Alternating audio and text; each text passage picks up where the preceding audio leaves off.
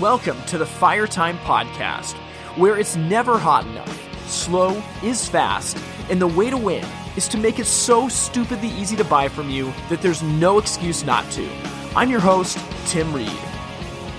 And as always, thank you for listening to the Fire Time Podcast. I am stoked to be here today.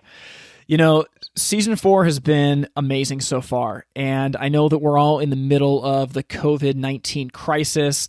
In a lot of ways, things could not be worse. We've all been totally disrupted, but I'm telling you, there is something in the air, and even though there is hardship all around us, we are finding that there are a group of people in this industry that are committed to seeing it through and are helping each other get there, and this has been really special to be a part of. Now, I teased this out a little bit at the end of last week's episode that this week our guest is very special, and I am excited to welcome to the show Bridget Brennan, who is an acclaimed author and keynote speaker. Now, as I read her latest book, Winning Her Business, well, I guess I should back up and say I didn't read it. I listened to it on a series of runs that I went on, but I found myself literally stopping mid-run with sweaty hands trying to pull out my phone, make a quick voice memo, or take a note based on some amazing nugget that she said. So I just know you're going to love this conversation. And I think what Bridget does so well is she is able to focus on simplicity and clarity in a way that many people can't. And I just think that her work is incredible in helping you simplify and clarify what you do and why you do it with your customers. So I'm really excited for you to get to hear this conversation. Now, I mentioned this the last couple of weeks, but we have a Patreon account open for the podcast. If this podcast is something that gives you value and you would like to support it financially, you can go to the website patreon.com/itsfiretime. That's patreon.com/It's Fire Time. Now, we've already seen Napoleon jump on board to support this podcast, and I just want to throw out the next challenge for who's going to be the next manufacturer to jump on and support this podcast to grow the industry. Now, I don't want this to be a burden for you, but if the podcast is something that gives you value and you want to contribute to the cause, this is going to help us outsource some of the administrative responsibilities of this podcast and allow us to keep producing content that's as high quality as possible. Now, one last thing I want to tell you about before we jump into this conversation is I mentioned last week that I was planning on going on a speaking tour in New England that was actually going to be happening in the early part of April. Obviously, in light of the COVID-19 crisis, that is not happening, but what we're doing instead is a series of webinars. And so we're going to be running a series of 3 webinars that are covering the same content I was planning on delivering in person.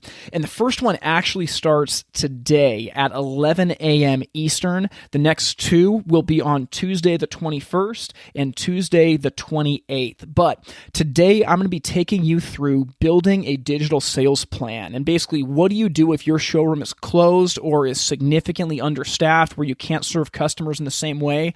How do you build a digital model of sales to stay relevant during this time? The next webinar is called Sales Leadership, Tracking and Follow-Up, and basically this is about how to focus your sales team on tracking every opportunity, following up with their customers, and creating a reporting system that can help you manage it.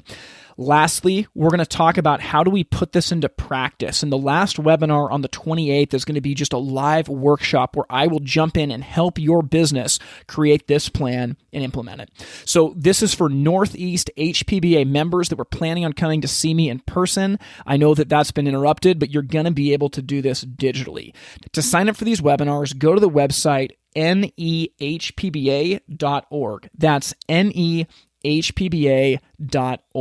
And with that in mind, we're going to jump into this conversation with Bridget Brennan. I cannot wait for you to hear what she has to say.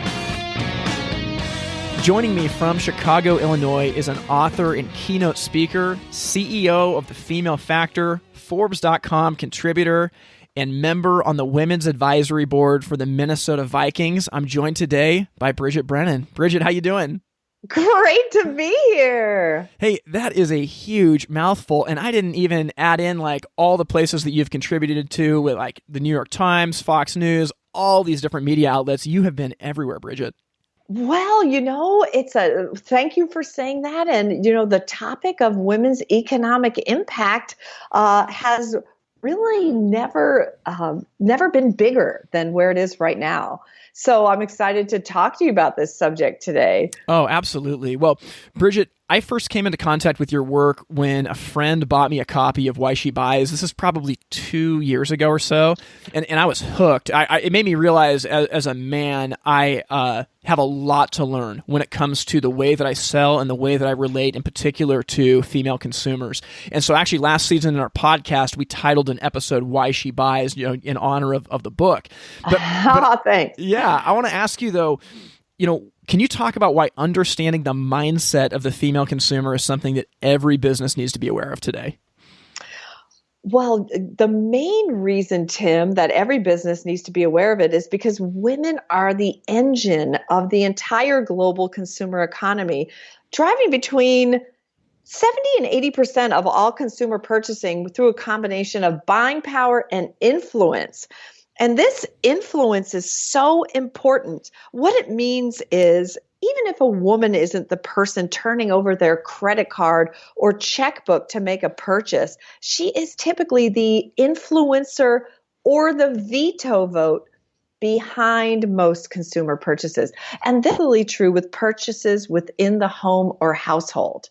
And I know we are talking about the fireplace industry today, so that's very germane to this industry. Absolutely. And I love what you said about the veto vote. That's so true. I mean, in our industry, we have a very male-dominated industry, and that's changing, which is really cool. But, when you think about like wood stoves, there's this stigma for like big burly men in overalls that buy them.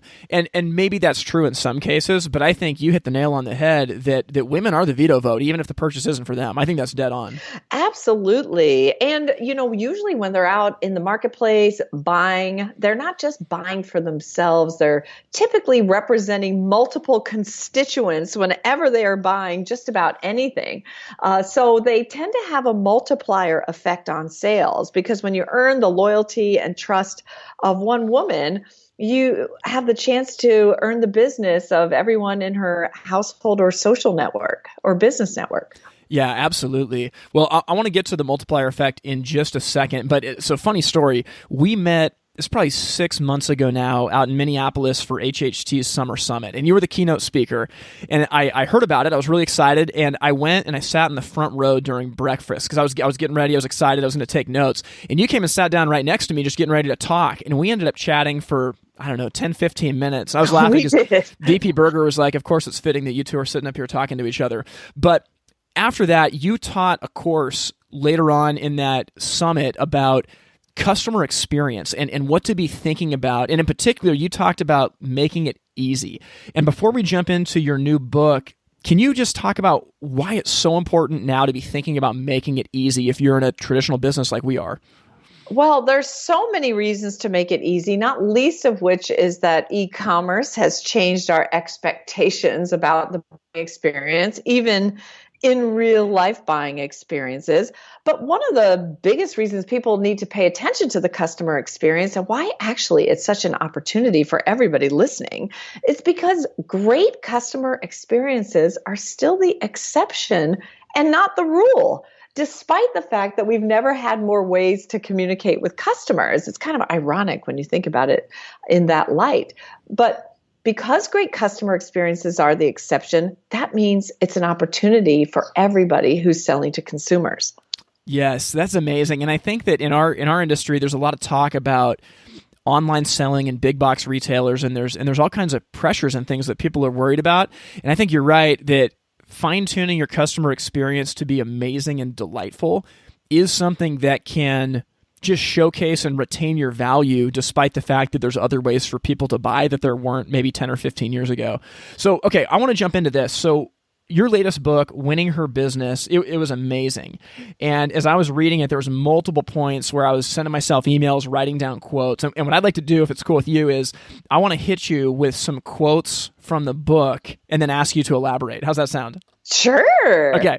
So here's the first one that I got. So in your book, you mention women engage in more emotional labor than men and are extremely busy with mental checklists. Because of this, you need to make it easy and convenient for them to buy from you or they won't. Can you talk to me about that? Yes, well, that's a little bit of a paraphrase, but the point is exactly right on. Is that women are basically, the way to think about them, Tim, and everybody listening, is that women are typically juggling more than one job. The job that they have in the home that is typically unpaid, and often a job outside of the home, or multiple jobs. I mean, we are living in the age of the gig economy. Yeah. So when it comes to working with women as customers, what we know is that when people have less time to engage with a sales professional or less time to engage in shopping, their expectations go up. The less time they have, the more that they appreciate somebody who values and respects and saves their time. Yeah. Well, I remember when you talked about that mental checklist, I went home and I was talking to my wife, and she's like, she's all the above. Like, obviously she bears a huge load with our family, but she has a job where she works remote as well. She's constantly thinking about other people and how the things that she does and purchases affects them.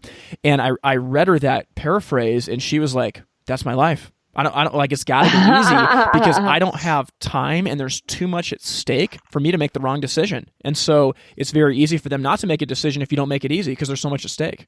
Well, exactly. And when you talk to your wife about that, I'm sure her point of view is like so many women, they need it to go right the first time because they don't have time to fix it if it didn't go right. Yes. So their expectations for service are high because they really want an interaction to go well the first time. Yeah, I totally agree. So what I want to ask you next, Bridget, is in your book, you talk about the 4 motivators. And you say that this is something that businesses have to understand. And in particular, you talk about how a woman must be A, connected with your brand and business, B, inspired to buy or take action, C, confident in their buying decision, and D, appreciated for their business. Can you break that down? Well, sure. Well, Tim, we've been researching women for almost 20 years now here at Female Factor. And these 4 motivators we know are really influential in making someone decide whether or not they're going to buy it all. And then secondly, whether or not they're going to buy from you instead of someone or somewhere else. Oh, and man. basically looking at these motivators, which are, just to repeat what you said, connected, inspired, confident, and appreciated. They're simple but powerful motivators. And what we do when we work with clients is we help them reverse engineer the sales process to generate a positive emotional outcome that contains one or more of these motivators for the buyer. Yeah, that's amazing. And I love it. So we have a 7-step sales process that we run in our showrooms. We actually did a part of a podcast season on this about 6 months ago. And step 2 of our sales process is understand their problem. And that has to do with the connection point with the customer of making them feel like you really empathize and you understand exactly what they need. Step 3 in the process is advise a solution, which has to do with coming alongside and inspiring them to see like this actually is the right thing and also trying to win that confidence over. And then step 5 in the sales process is call to action. And I love that you're hitting these same things. And I think you do that really succinctly that, if you think about it, especially in today's economy, people can buy anywhere, but in order to connect with you, I think that, they got to be connected with your brand. If you do it right, like you can inspire them to take action if you are going the distance of actually understanding what their problem is and showing the value that you offer. Yes, you're absolutely right. And what we hear from women, especially in the consultative sales process, many women will find that, listening, which I know is something you really advocate in your work, but listening and going through that process of discovery and understanding the customer's needs, that process is often skipped. And women will tell us that they're on the receiving end of somebody just sort of starting into their presentation or their spiel without stopping to actually ask the discovery questions. So a lot of times what seems like common sense isn't always common practice. And so you can really stand out in the field if you are demonstrating active listening, because even though it's a little bit 101, it doesn't happen all the time. Yeah, I totally agree. Because as a sales professional, you get into this tunnel vision where you've said the same thing a million times, you've heard the same situation a million times, and you start trying to be efficient by jumping to the finish line too quickly for your customer. And this is perfect that you brought this up, because it goes right into the next quote that I want to read to you.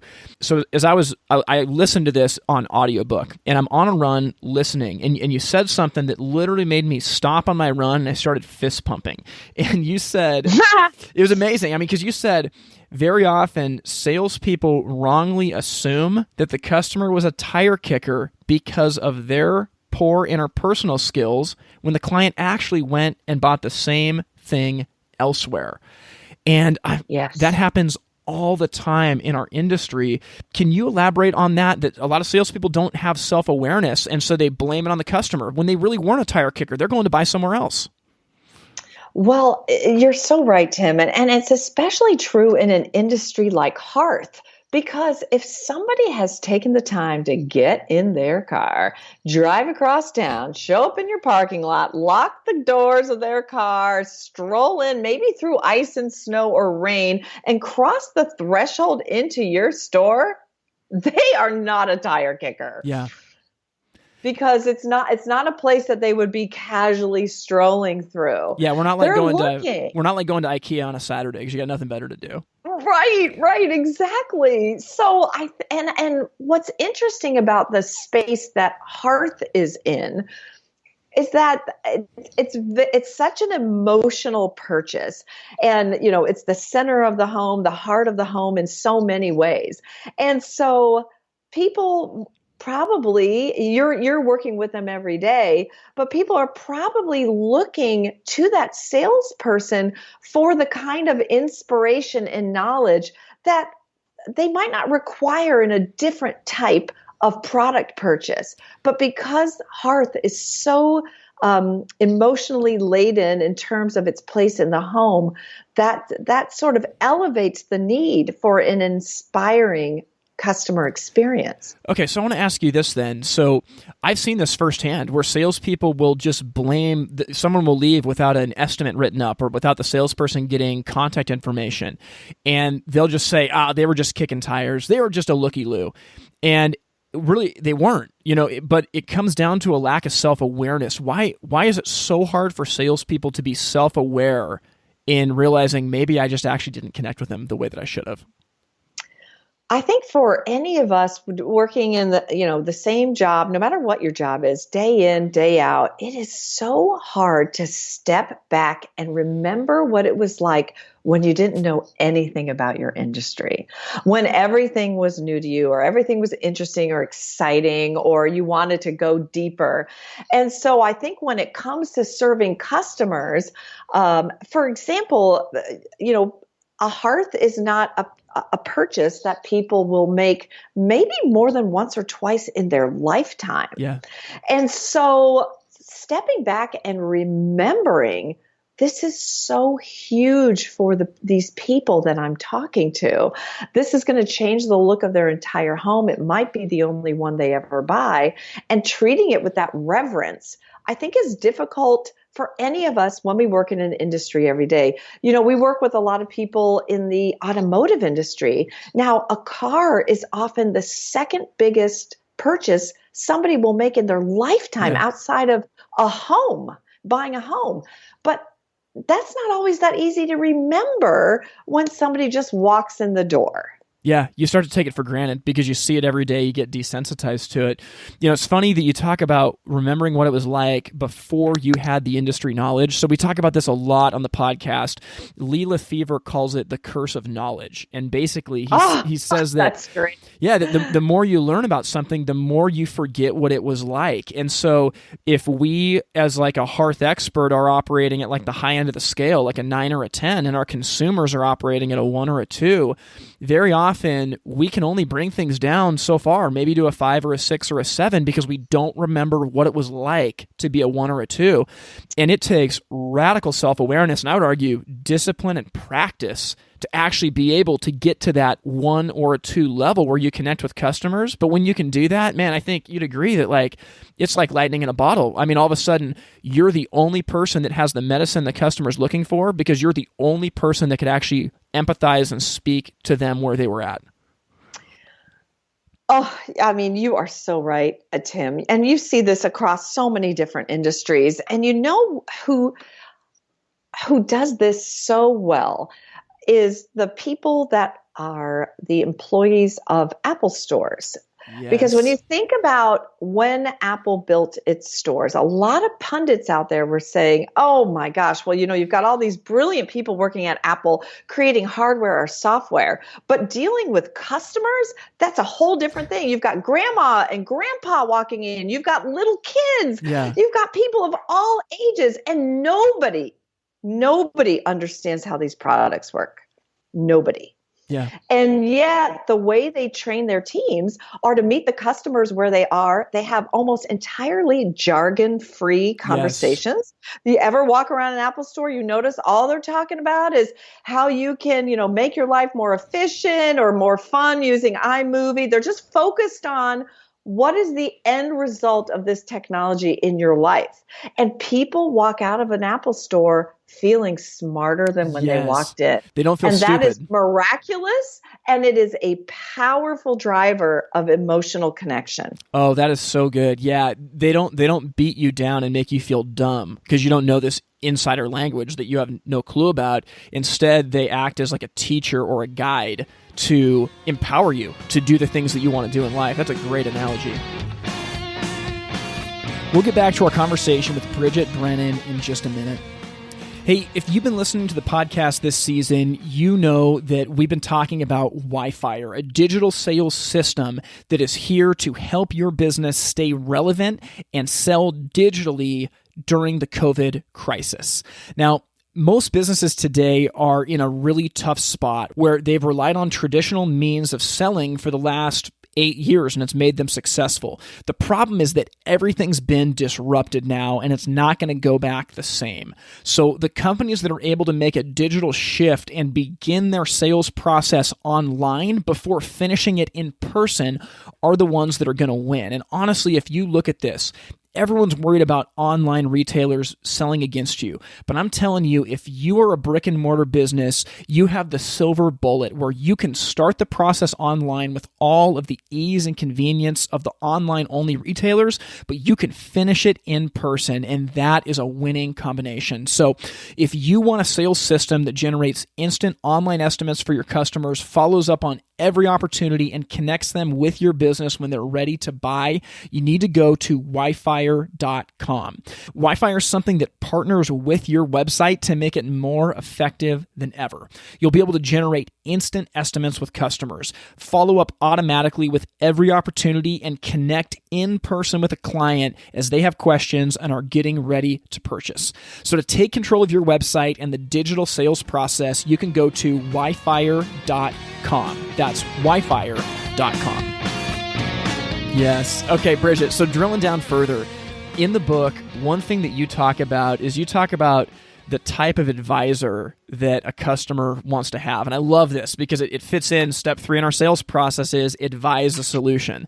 So if we're going to be the advisor for a customer, there's right ways and wrong ways to do this, but you talk specifically about the no questions asked advisor. And I see this all the time in our industry. So I'd love for you to explain what is the no questions asked advisor and what is it that salespeople can do instead? So the no questions asked advisor is definitely something nobody wants to be, but it's actually pretty common. And I like your phrase, Tim, of radical self-awareness, building pauses into a conversation and actually asking questions. I think people are hoping that they can get their customer to the answer as quickly as possible. And while that is a noble goal, because everybody wants to be efficient, in trying to do that, sales advisors will often skip over even the most basic questions about the context of how the product will be used. So for women, when they're buying things, women are always thinking about context. I call this a holistic buying style. And you mentioned IKEA a few minutes ago. IKEA really pioneered this holistic way of selling furniture by creating vignettes of the entire room. Mm-hmm. You walk into, for 100 years, furniture stores, a lot of them you walk in and the back row is all mattresses. And then maybe you've got another area with recliners. Well, as you know, and anybody on this who's listening to the podcast who's been to an IKEA, they create the whole vignette down to the book on the coffee table or the art in the wall. They create context for every purchase. And so I think context is really important for women, especially when they're buying big ticket items. Yeah. And the no questions asked advisor will often skip critical questions that would allow them to gain understanding about the home in which the hearth product is going to be placed. And I think too, along with missing out on understanding, I think that when you're the no questions asked advisor, it instantly moves you towards a transactional sales interaction versus a relational one, because you are killing any of the setup to build trust and goodwill with the consumer. Is that fair? Oh, for sure. And if you really do understand, like, how is the room used, for example, in which the hearth product will be placed, or who's typically in there, what are the typical activities going on in there? It gives you, as a sales advisor, you're allowing the customer to give you all the fodder that you can then use to A, craft the right solution for them, but B, get them really excited about the product that you're talking about, because you're able to put it in the context of their needs and their life.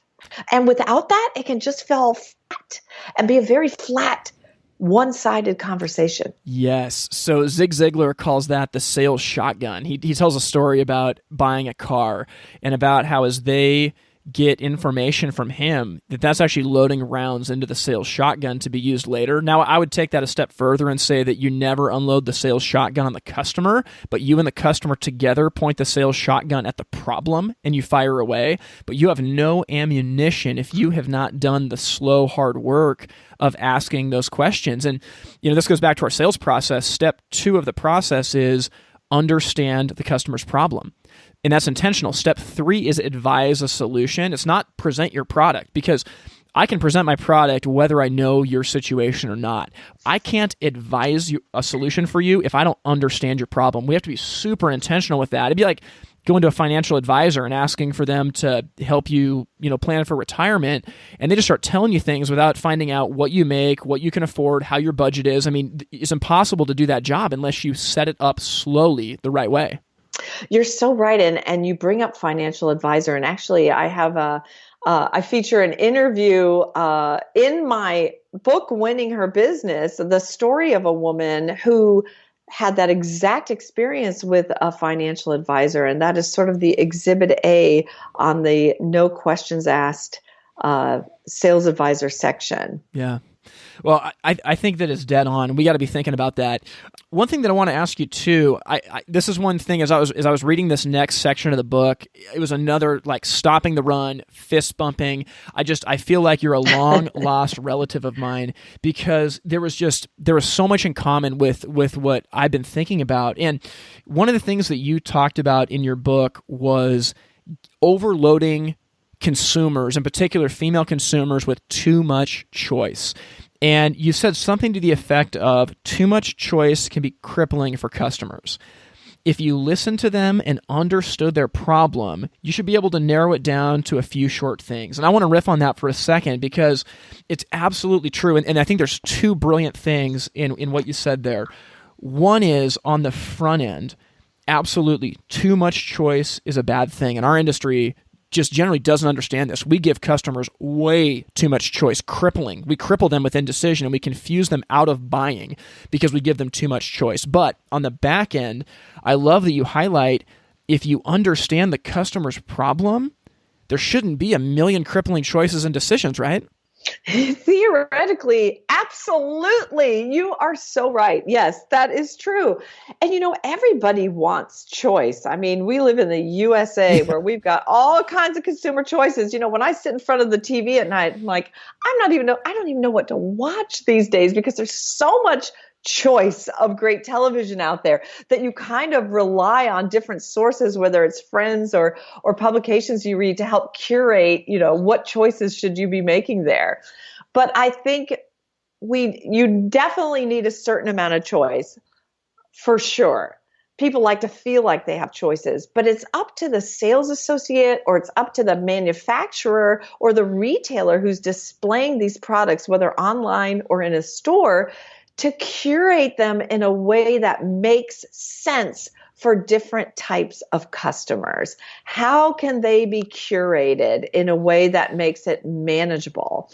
Because that's where they're looking for your knowledge. We already know that everybody who walks into a store has already done, we can assume, some research online. So now they're looking to talk to experts and to help narrow those choices. Well, I think about two things. Like one of those things has to do with familiarity. So if I'm extremely familiar with something, so like I like to play guitar, so I'm pretty familiar with how a guitar works. So I actually like a variety of choice and customization because I'm intimate with an understanding of what's available.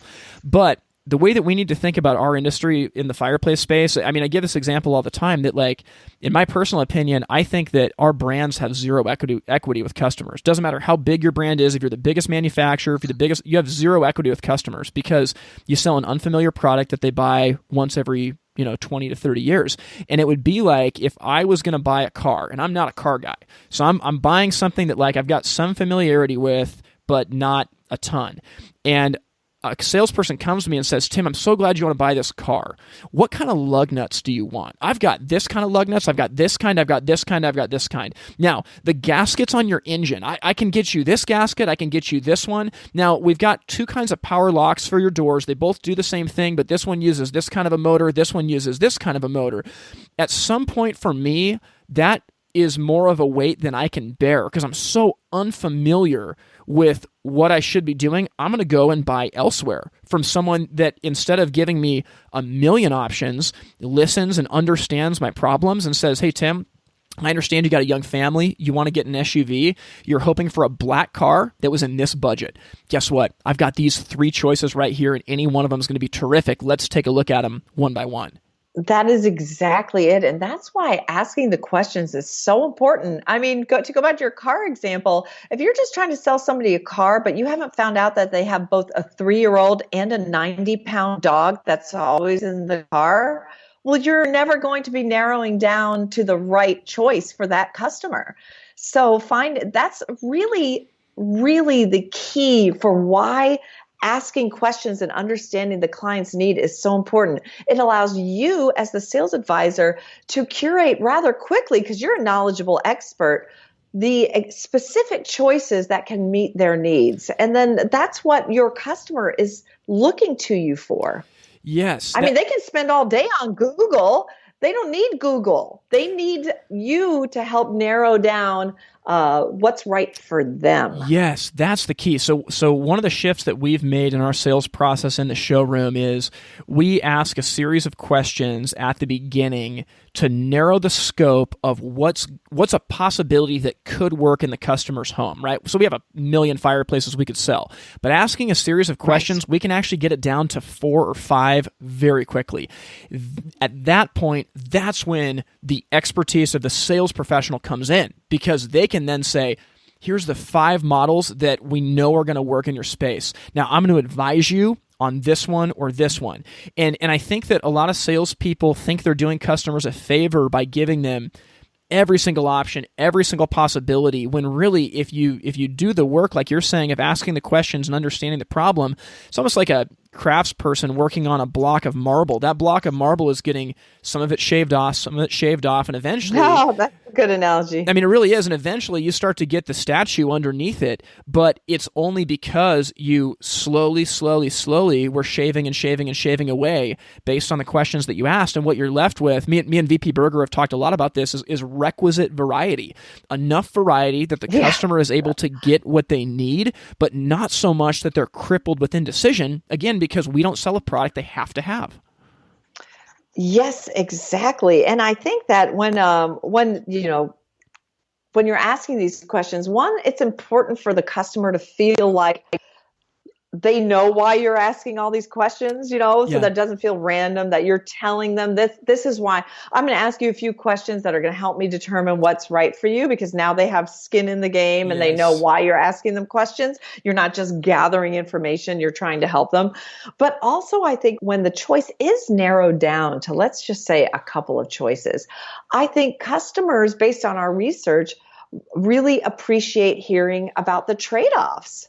So, talking openly about the trade-offs. Well, if you buy this product that's going to give you a lot of warmth, but there might be some other thing that the client should be thinking about. Talking about trade-offs is often viewed as very credible when it comes to narrowing down choices. Yeah, absolutely. Oh man, I'm so glad that you went there with this, because I think that giving the customer context, back to what you said, context on why you're asking the questions is so important. So I've seen businesses that when a customer comes in, maybe they got a great list of questions that they want to ask in order to help understand the problem, but they bombard the customer with an iPad right when they walk in, or they just start blasting away, and the customer feels like kind of like invaded, like, why do you want to know this about me and my space?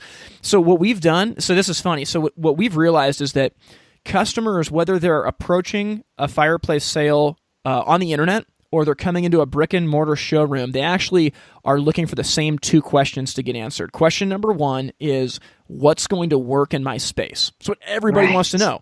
Question number two is, how much is it going to cost me? And whether they're online or in the showroom, that's what they want to know. So after the customer comes in and we go through greeting them and building some initial rapport, we'll just use the language of, hey, would you mind having a seat at the desk? I'd love to learn a little bit about your space so we can show you the options that could work for you. What customer's going to say no to that? That's great. That's great. And I love that you mentioned, doing something on a screen immediately when someone walks into, say, a showroom or a brick and mortar environment. And that is not always the best way to greet somebody. Oh, no, it's like, it's no fun watching somebody else work on their screen. You only want to be on your own screen.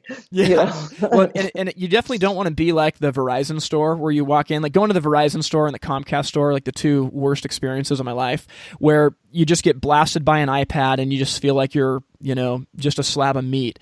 But I think that we use screens a lot in our retail process, but we qualify it. Hey, would you mind having a seat at the desk? I'd love to go through a few questions so that we can show you the options that could work in your house. How does that sound? And then customers are happy. And that's spectacular. And saying, can you sit down? Like, we're trying to make you comfortable.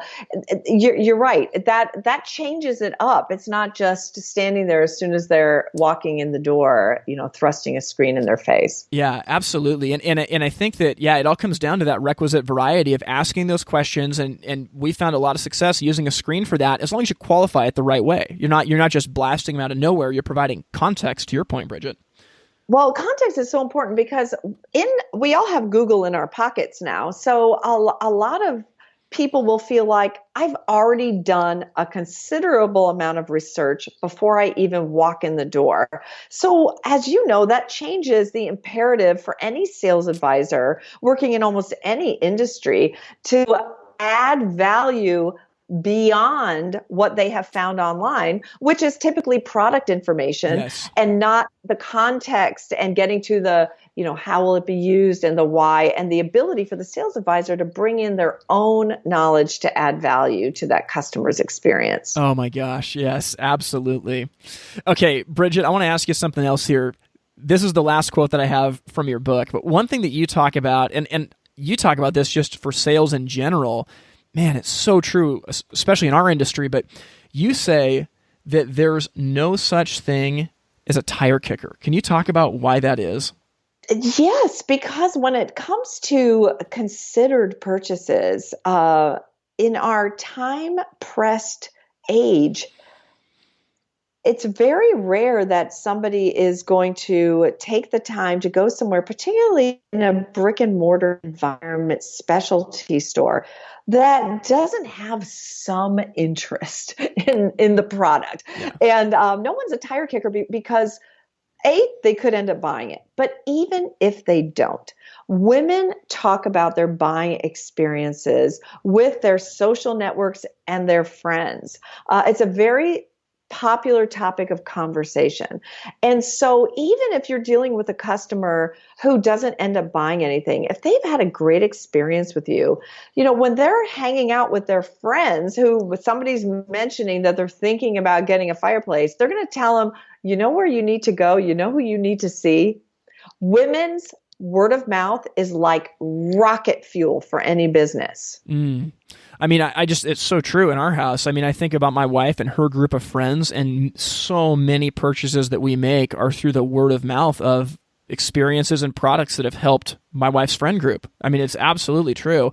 And along the lines of that, one thing that you talk about too in the book is you talk about the importance of follow-up and how many salespeople don't follow up with women, and women actually expect and want that follow-up, but a lot of salespeople are too lazy, and so the salesperson that wins is often the first or only one that follows up with them. What's going through a woman's mind when a salesperson doesn't follow up?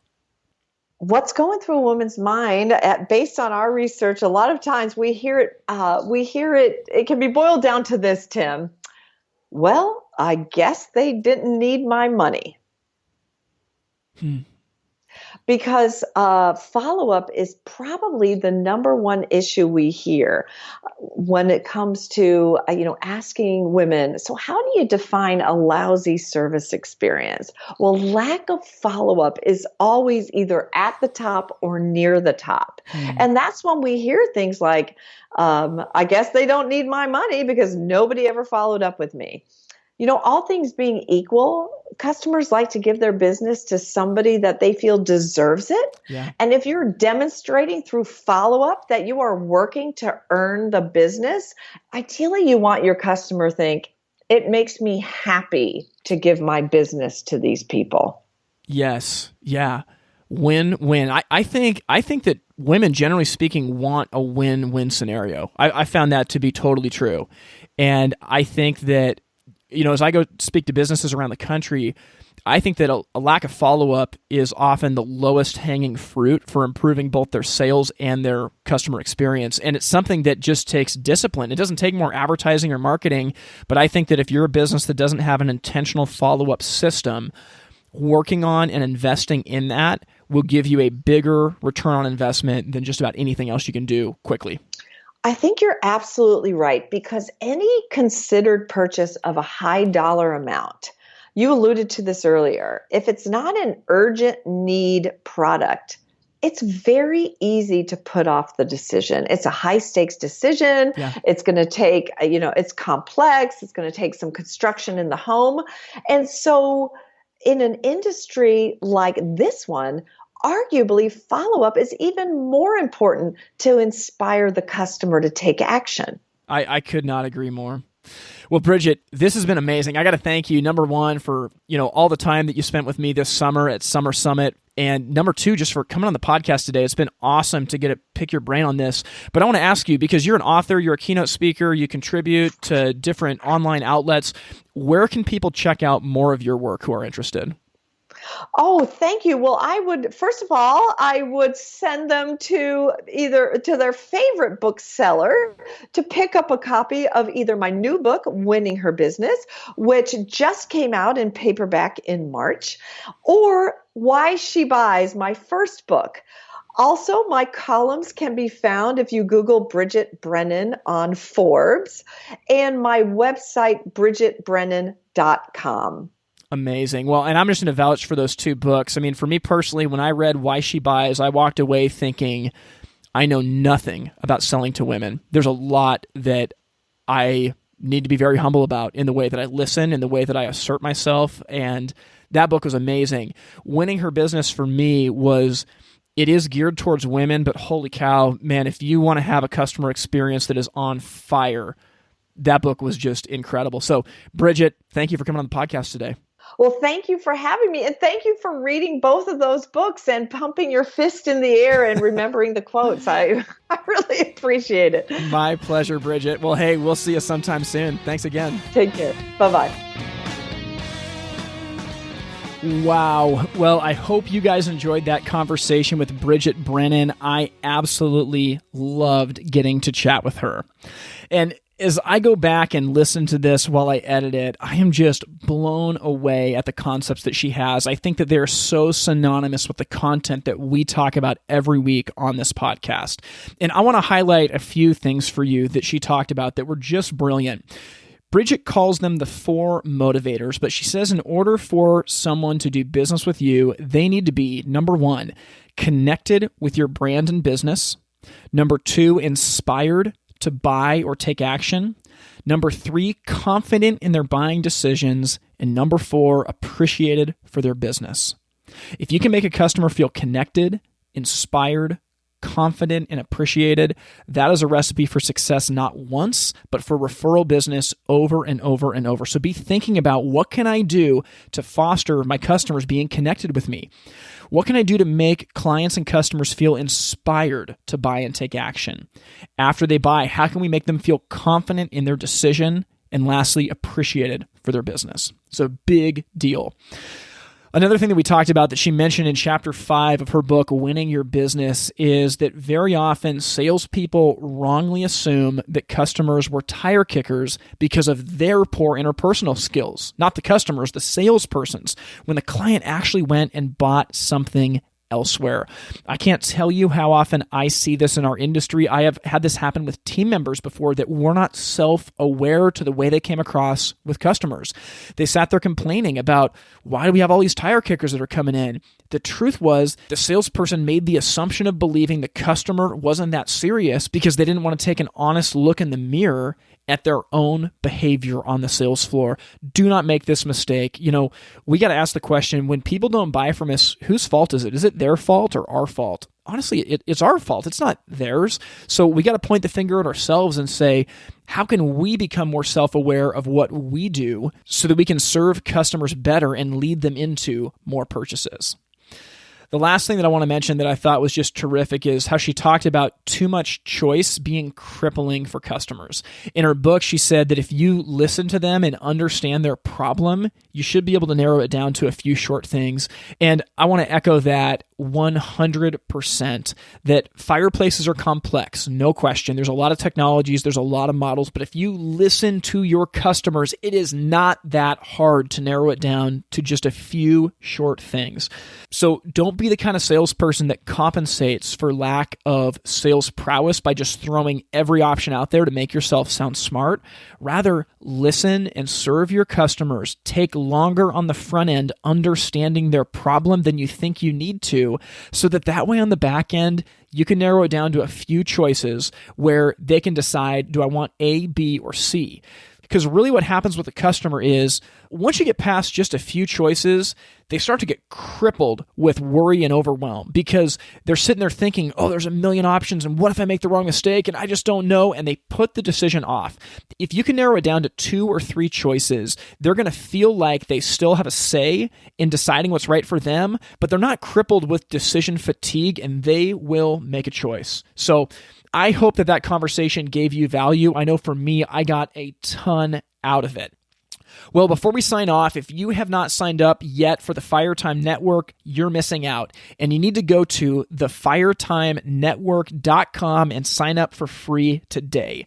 Basically, me and Grant Falco built a social media platform for the fireplace industry. It's totally free to join. The only cost is that you have to fill out a survey on the state of our industry and the state of our expo. And after that, you'll be guided to sign up for it. But the FireTime Network is providing some some really cool things to the people that are inside the group. Number one is community. We are finding a community rising up that is helping each other get through this crisis together. Number two is content. We have all kinds of free content inside the FireTime Network to help you grow your business. I have a course that's called Winning More Showroom Sales that's just about you taking control of your showroom and maximizing the opportunity that you have there. Grant Falco donated a course that's called Delivering the Perfect Installation, and I'm telling you, it is a game changer. The last thing in the FireTime Network is growth. We're finding that the community of people there want to grow, and they are committed to helping each other with it. So if you're looking for community, if you want content to help your business, and ultimately you want to experience growth, then you have to join the FireTime Network. So with that in mind, I want to thank you for listening to this podcast. You guys are the future leaders of our industry, and I know that what we're doing here is special. So I hope you guys have an amazing week, and I'll see you next time. Thank you for listening to the FireTime Podcast. To learn more, visit the website itsfiretime.com. Music from this episode was written and recorded by In Bloom out of Portland, Oregon. We thank you for listening to the FireTime Podcast, where it's never hot enough, slow is fast, and the way to win is to make it so stupidly easy to buy from you that there's no excuse not to. We'll see you next time.